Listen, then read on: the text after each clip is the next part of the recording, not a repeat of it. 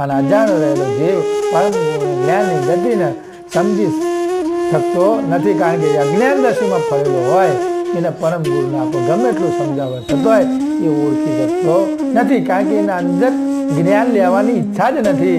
અને જો એને ઈચ્છા ના હોય તો પછી એને ખુદ ભગવાન આવે જ્ઞાન આલવા તો એ પોતે લે નહીં, કારણ કે પોતાના અંતરમાં એ ભાવના હોવી જોઈએ, અંદર ઈચ્છા પ્રગટ થઈ જોઈએ કે ભાઈ મારે જ્ઞાન જાણવું છે. એ અંદરથી ભાવના ઊભી થવી જોઈએ, અને ભાવના ઊભી થાય તો જ એક જ્ઞાન ગ્રહણ કરી શકાય. બાકી ખુદ ઉપરથી કરતા માલિક આવે તો જ પરિણામ જ્ઞાનનો પ્રચાર પ્રસાર ના થાય.